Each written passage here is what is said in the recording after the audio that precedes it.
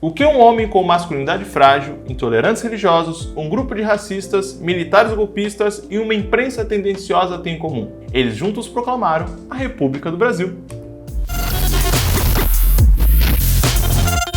Que o Brasil já foi um império governado por dois Pedros, você já deve saber. Que no dia 15 de novembro de 1889 o império caiu, dando lugar à república, também. Agora, o que você talvez não saiba é que a história é muito mais interessante do que os livros didáticos contaram para você. Primeiro, o povo teve uma participação quase nula na proclamação e nem pediu o fim do império. Quando os militares cercaram o prédio oficial do governo, grande parte das pessoas não faziam nem ideia do que estava acontecendo. Aristides Lobo, jornalista e político da época, escreveu: "O povo assistiu aquilo bestializado, atônito, surpreso, sem conhecer o que significava. Muitos acreditaram seriamente estar vendo uma parada." Parada militar, tá, gente? Não é uma parada.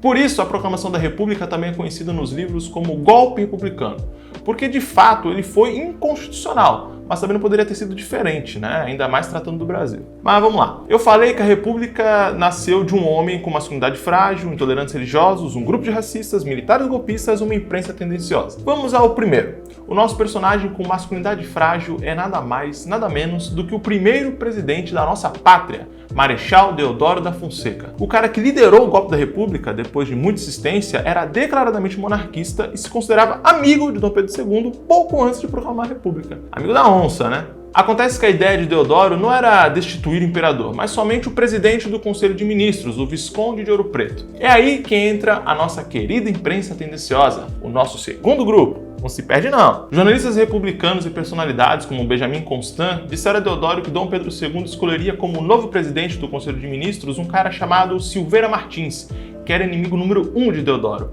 Mas o porquê deles serem inimigos que é a melhor parte. Marechal era muito interessado na já viúva baronesa do Triunfo. Acontece que a moça preferiu Silveira Martins do que a Deodoro, e desde então os dois tretavam abertamente para quem quisesse ver. E Silveira Martins tirava uma onda monstra de Deodoro. Tá bom, mas por qual motivo o exército decidiu seguir ao Marechal Deodoro do que ao próprio imperador? Vamos ao terceiro grupo então. Golpistas militares. O exército estava ressentido com Dom Pedro desde a Guerra do Paraguai, a maior guerra das Américas, que o Brasil venceu. Os militares retornaram como heróis e esperavam uma maior participação na política e reconhecimento financeiro sobre o feito. Mas isso não aconteceu. Desde então, o movimento republicano ganhava força nas fileiras do exército brasileiro, que em 1889 já tinha muitos adeptos para realizar o golpe republicano.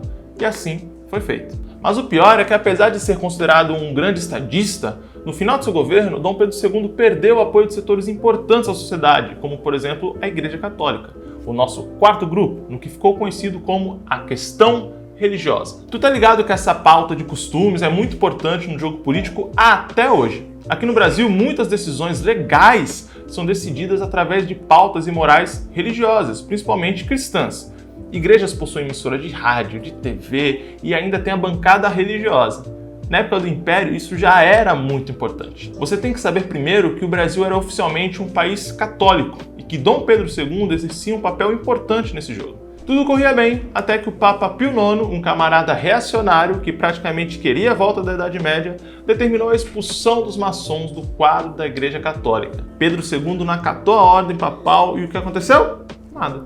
Pelo menos no começo, porque Dom Pedro tinha o prestígio e respeito dos membros da igreja.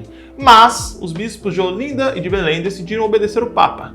Dom Pedro II não gostou nada disso e, como punição, os dois bispos desobedientes foram mandados para trabalhos forçados. Mesmo voltando atrás na decisão, o imperador nunca mais teve o apoio que antes teve da igreja. Sem igreja e sem grande parte dos militares ao seu lado, só faltava um grupo, o nosso quinto, aliás, ao abandonar o barco para Dom Pedro II se enfraquecer de vez. E isso aconteceu. Mas antes de falar, não se esqueça de clicar no joinha e se inscrever no canal. É muito importante para que a gente continue conseguindo fazer os vídeos e postar também lá no Instagram, assim por diante. Depois da mendicância, voltemos ao tema. O nosso quinto grupo é composto pelos Barões de Café, que viraram a casaca no finalzinho do Império e ficaram conhecidos como republicanos de última hora. O café era o principal produto do país. Em determinados períodos da nossa história, chegou a representar mais da metade das riquezas produzidas no Brasil. Isso, obviamente, dava muito prestígio aos senhores de café que apoiavam o governo até que a Lei Áurea, que abolia a escravidão no território brasileiro, foi assinada. O Brasil é o país que mais recebeu escravizados no mundo, cerca de 5 milhões, e a última nação da América a abolir a escravidão.